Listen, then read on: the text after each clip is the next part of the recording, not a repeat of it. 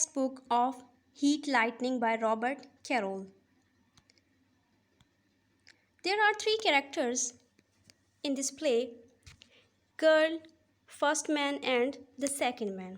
And the setting of the play is bus station.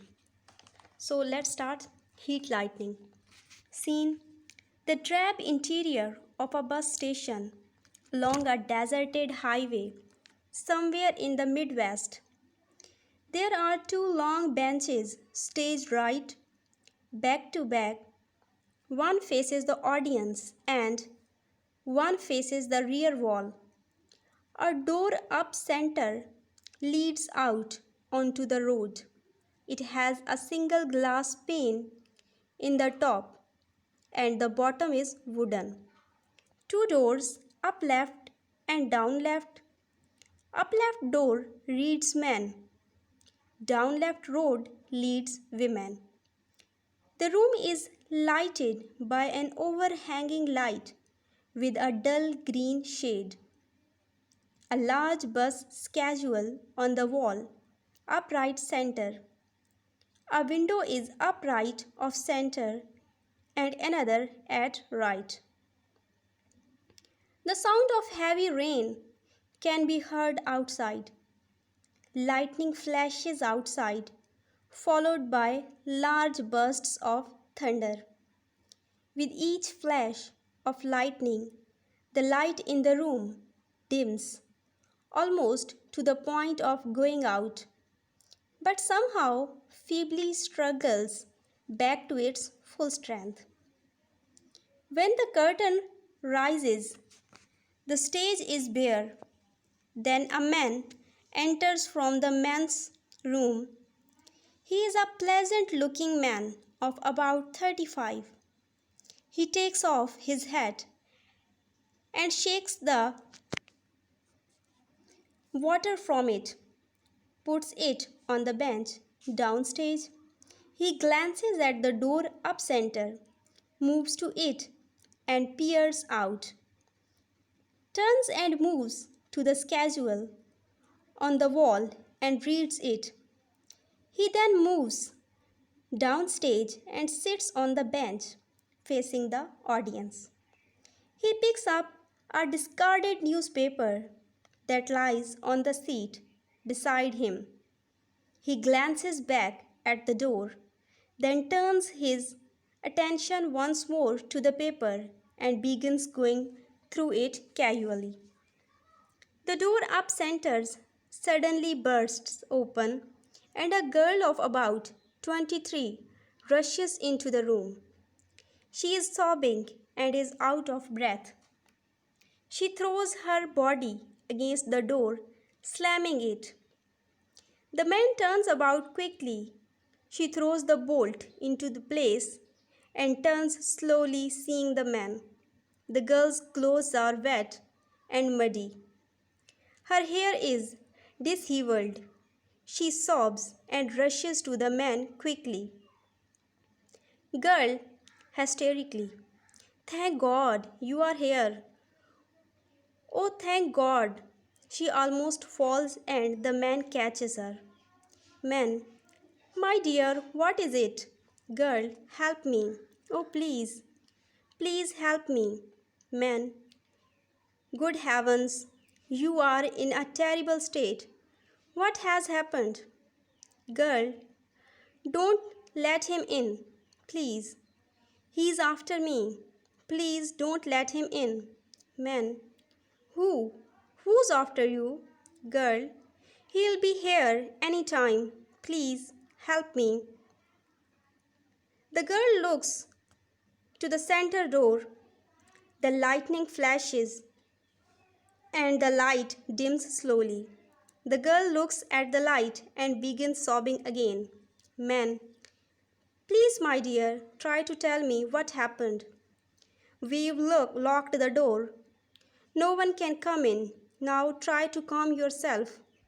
The light has recovered again. Girl, "You are waiting for the bus, aren't you? Oh, don't leave me." She rushes into his arms. Man, "There, my dear, of course. I won't leave you." Girl, The bus. What time? Oh, tell me, it'll be there here soon. Man, the last one's due any time now. The storm has probably slowed it down. Now listen to me. I shall do whatever I can for you. But you must tell me what has happened.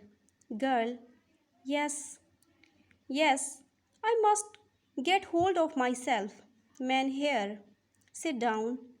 He brings her down to the bench, facing the audience. There now, that's better, isn't it? Now, girl, I was at a party. I I could have stayed all night with a friend, but I thought I had enough gas to get home. Man, where do you live? Girl, about 8 miles from here. Man, I see. Girl, about a mile from here. I suppose I don't really know. I ran out of gas. I took my flashlight and locked the car and started walking down the road. There are so few cars this time of the morning, but I thought, anyway, I knew I could get the bus when it came along and then go back for the car later. She breaks off and glances at the door again. She shudders at her own thoughts. Man, come on now. You are doing fine. Girl, I must have walked, I don't know, just a little way when I noticed a car pulling off into a lane. I saw the rear light burning. I wanted to call to them. I thought I would just call out to them and ask if they could help me, if they might let me have some gas. Man, did you? Girl, no, I didn't get the chance to. I walked near enough to the car to be heard if I called, but before I could call out, I saw someone. The front door of the car was open and someone was standing by it.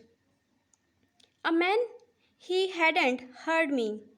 He was he was pulling something out of the car. I couldn't tell what it was at first, and then the lightning, and I saw her hand and then her head. Her hair was light and long, and it dragged in the mud. Man, this is dreadful. There is a flash of lightning and a crash of thunder. Girl, he'll be here. He will be here. I'm scared. Oh God, I'm scared. Man, did you see you? Did he see you? Girl, maybe my flashlight. Maybe I screamed. I don't know. I don't think I screamed. I was too frightened. He looked up. I knew he saw me. I dropped the flashlight and started running. I could hear him behind me. I could hear the water splashing under his feet as he ran. I knew he was behind me.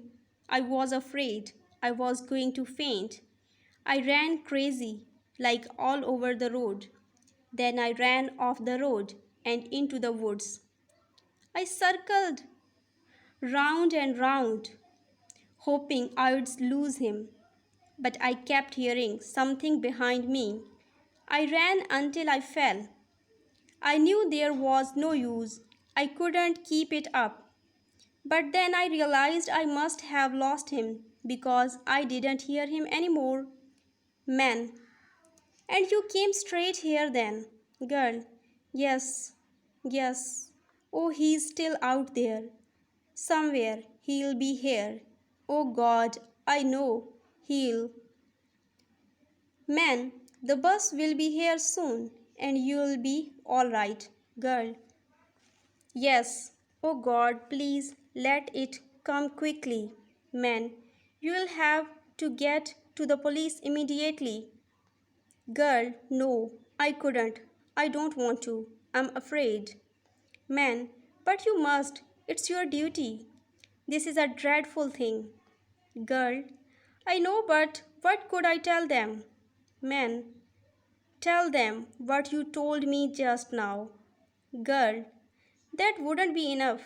They would want they would want me to describe him, maybe identify him. I couldn't. I just couldn't. Man, are you sure you couldn't think of something that might give them a lead? Anything? Girl, I don't even know what he looked like. I couldn't see him very well. I was so frightened. Man, nevertheless, you've got to go to the police. Girl, I don't know. Man, they'll ask you a lot of questions, of course, but I'm sure you can answer most of them. After you tell them the story the way you told it to me, there'll be routine questions, but they'll be simple. They'll probably ask you something like, was he wearing a hat? How was he dressed? Girl, I don't even know that. Man, or was he tall? Was he short? How would you describe him generally? Girl, I don't know. I swear, I just don't know. Man, in the lightning. Are you sure you didn't see his face at all? Girl, I don't remember. Maybe he was wearing a hat or something. I don't remember seeing his face. Man, but you saw the girl. Girl, no, I didn't. Man, but you said her hair was light and you saw her hand. Girl, I didn't. In the lightning, I think, yes. Man, but you don't remember seeing him. Girl, no, I don't. She begins sobbing. Man, I'm sorry. I shouldn't be going on like this. You are much too upset to even think any more about it. Don't worry about it anymore. Something will come to you later that you have forgotten about right now. You will see. Girl, perhaps. Man, your flashlight, for instance. You could identify that, couldn't you? Girl, yes, but. Man, there you see. Now look. Points to the women's room. Go in there and dry your eyes and fix yourself up. You'll feel better then.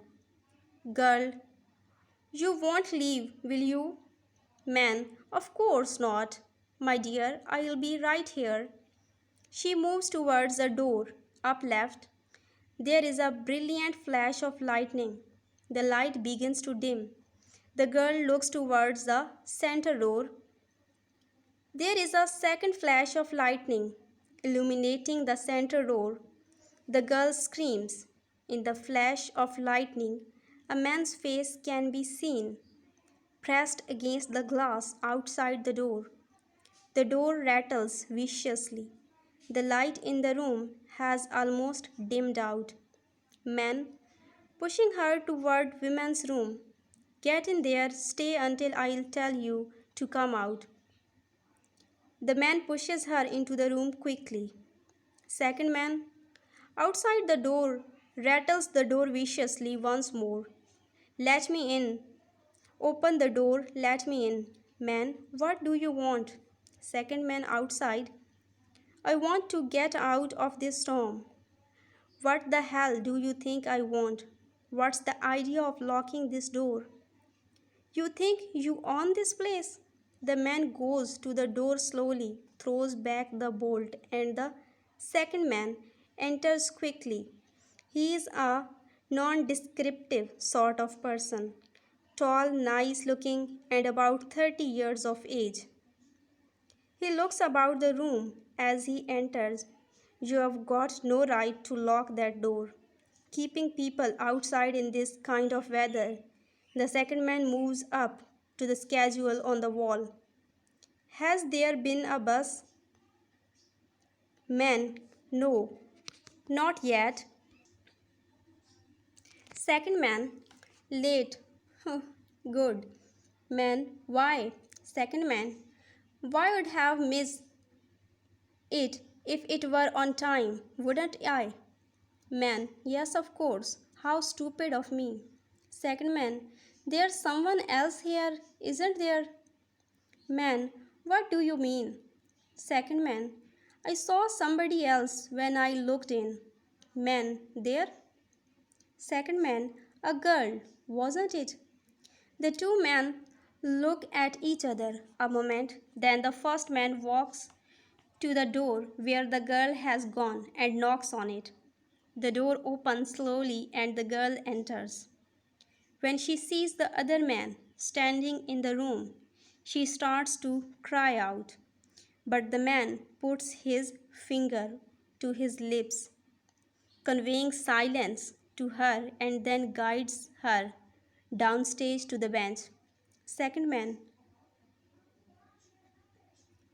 thought you said. Man, I didn't say anything. Second man, you tried to tell me there was no one else here. I thought there was. Man, did you? Second man, yeah, I was sure there was. What was the idea of lying? Man, I wasn't conscious of lying about anything. Second man, yeah, I guess I'm imagining things. Oh well, forget it. How far you going? Man, just into town. Second man, how about you, miss? Girl, not far. The second man starts moving down towards the girl. She sees him coming. Second man, it's pretty late, isn't it? I was in luck, don't you think? I told that to our friend here, but he didn't get it. The first man, I'll bet she is smarter than you are. Man, yes, I suppose she might be. Second man, noticing the girl's nervousness, say you look pretty nervous about something. Storm upsets your plans? You can expect storms to slow up buses. If people are smart, they wouldn't be out on a night like this. Just try to get somewhere when it storms. Can't be done, especially if you are in a hurry. Girl, I'm no particular hurry. Second man, well, I'm sure as hell am. But there's nothing I can do about it, I guess. There is another flash of lightning, and the light dims very low again. The girl is pressed against the right window in fear. The light recovers. Second man, say you're really upset, aren't you? Has somebody been bothering you? The second man moves toward her again. Girl, it's just the storm. Second man, afraid of storms? Girl, yes, I am. The girl seems as if she is about to faint. The first man pushes ahead of the second man and takes her by the arm and leads her down to the bench. Man, she'll be all right. Why don't you leave her alone? Second man, yeah, sure. He moves away, watching the girl. There is another brilliant flash of lightning and a crack of thunder. The light dims slowly and goes out. The girl lets out a muffled cry. Man, here, have a chewing gum, my dear. The man opens the packet and gives her one. The second man his hand pushes his head between them. Second man, don't mind to have one more, do you? Man, no, of course not. Gives him one more. The light comes up slowly. Second man thinks. He strolls up toward the center door. God, what a night! Always wonder what brings people out on nights like this. Wouldn't catch me out if it weren't pretty important to men. How about you? Catch me out. If it weren't pretty important to men. How about you? Men, I have early business in town. Second man to girl. And you? Girl, I was visiting with my friends. I should have stayed the night. Second man, oh, you are not together then. Man, no. Second man, see. He moves down toward the girl. How far did you say you were going? Girl, not far, about 8 miles. The second man sits beside her and she moves away suspiciously. Second man, never saw anybody so afraid of a storm. Girl, it's the lightning. I. Second man, lightning, I used to be afraid of it when I was a kid. But I got over it all by myself too. He takes the girl's arm. Look, come here, I'll show you. He leads her up to the window, rear right. Watch the sky. The next time there's a big flash. One of the really beautiful sights in the world if you look at it right. Like a great big 4th of July. There is now a brilliant flash of lightning. Look, see. What did I tell you? It's just like it was cutting the whole world in two. The girl breaks away and goes right. You wouldn't even watch it. You'll never get over being afraid of things if you won't face them. Girl, I can't. There is the hum of a motor in the distance. They all listen. The second man goes to the window. Second man, I guess that's it. Yep, looks empty. Girl, empty? There is the sound of brakes being applied. Each waits for the other to make the first move. Second man, well, are we going? Man, no. Second man, what? Man, I'm not going. Second man, why? Man, I don't see that I have to give you a reason for what I do. Second man, no, I guess you don't at that. He looks at the girl, then moves to her, reaching for her arm. Well, in that case, I guess we'll just keep each other company, won't we? The girl is stunned. She looks to the first man, who stands behind the second man. The first man shakes his head. No. There is the sound of a horn outside. Girl, backing away from the second man. No, no, I don't think I'll go either. I'll wait. Second man, think you would better come on. We'll have it all to ourselves. Girl, no, no, I won't. Leave me alone. I'm going to stay here with him. Second man looks from one to the other. I get it. Waiting for a bus? He laughs. No wonder you had the door locked. The second man exits laughing. The girl rushes after him, slamming the door and throwing the bolt once more. She listens to the sound of the bus pulling away. Then she turns quickly to the man. Girl, thank God. Man, I tried to tell him you weren't here. Girl, but you let him in. In God's name, why? Man, he was making such a disturbance out there. Besides, there was really no way to tell for certain that. Girl, no, he's gone. He's gone. I guess it wasn't. No, I somehow don't think it was. Man, you don't think it was he? Girl, no, I don't. Man, yes, you do. You know that wasn't the man. Why? That's a step to remembering. Girl, no. Only that he left. He left. Man, yes, you do. I knew it would come back slowly. That you would remember something. Girl, no. Man, first you would say that wasn't the man because I remember, and then later, that was the man because I remember. Yes, you would remember. Girl, no. There is another brilliant flash of lightning, and the light begins to dim. Oh no, the light. Dear God, no. Man, don't worry, my dear. You will have light. He has taken a flashlight from his coat pocket. The girl stares at it as the lightning crashes again and the already very dim light dies completely. The piercing light of the flashlight is the only light in the room.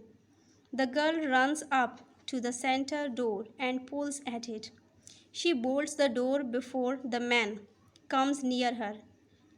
A dog that comes there by chance to save itself from the storm jumps and seizes the man with its sharp teeth. The light plays over and highlights the inside of the room. The dog forces the man to run away, and the girl comes out to pet the dog.